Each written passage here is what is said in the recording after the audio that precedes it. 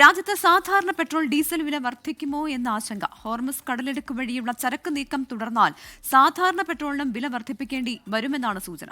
അതേസമയം LPG ക്രമക്കേടുകൾ നടത്തുന്നവർക്കെതിരെ നടപടിയും ശക്തമാക്കുന്നുണ്ട്. വിനിത വിജിയാണ് ചേരുന്നത് ഡൽഹിയിൽ നിന്ന് വിവരങ്ങളുമായി.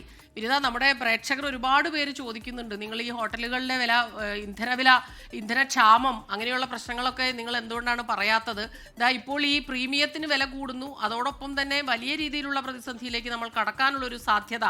കാരണം ഈ ഹോർഡിംഗ് പൂഴ്ത്തിവയ്പ് ഒരു വലിയ തലവേദനയായി മാറാനുള്ള സാധ്യതയുണ്ടല്ലേ?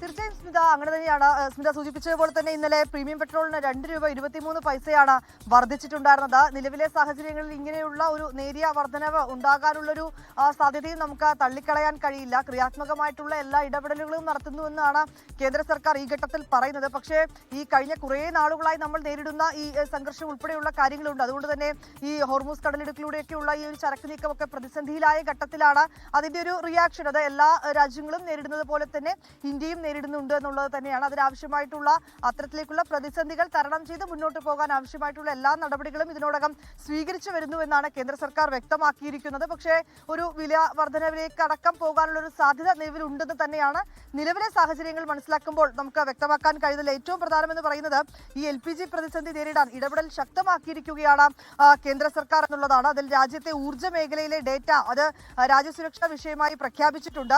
ഈ ഗ്യാസ് വിതരണക്കാർ, പൈപ്പ് ലൈൻ ഓപ്പറേറ്റർമാർ, പ്രകൃതിവാതകക്കാർ തുടങ്ങിയവർ എല്ലാ ദിവസവും സമഗ്രമായിട്ടുള്ള വിവരങ്ങൾ കൈമാറണമെന്നാണ് കേന്ദ്ര സർക്കാർ നിർദ്ദേശം നൽകിയിരിക്കുന്നത്. ഈ പൂഴ്ത്തിവെപ്പ് ഉൾപ്പെടെയുള്ള കാര്യങ്ങൾ അത് തടയുന്നതിനും സുഗമമായിട്ടുള്ള നടപടിക്രമങ്ങളുമായി മുന്നോട്ട് പോകുന്നതിന്റെയും ഭാഗമായിട്ടാണ് ഇങ്ങനെയൊരു നിർദ്ദേശം. എണ്ണ, LPG, പ്രകൃതിവാതകം എന്നിവ ഉൽപാദനം, ഇറക്കുമതി, സ്റ്റോക്ക് നില എന്നിവ കൃത്യമായി അറിയിക്കണമെന്നും നിർദ്ദേശം നൽകിയിട്ടുണ്ട്.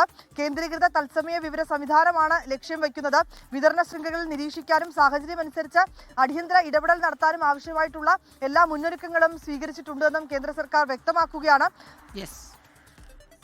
ശരി, വിനിത വിജിയാണ് ഡൽഹിയിൽ നിന്ന് വിവരങ്ങളുമായി നമുക്കൊപ്പം ചേർന്നത്. ലോകത്തെവിടെയായാലും ഏത് സമയത്തും 24 വാർത്തകളും ഓഗ്മെന്റഡ് റിയാലിറ്റി പാക്കേജുകളും എക്സ്പ്ലെയിനറുകളും വിശദമായി കാണാൻ ഞങ്ങളുടെ YouTube ചാനൽ നിങ്ങൾക്ക് സബ്സ്ക്രൈബ് ചെയ്യാം.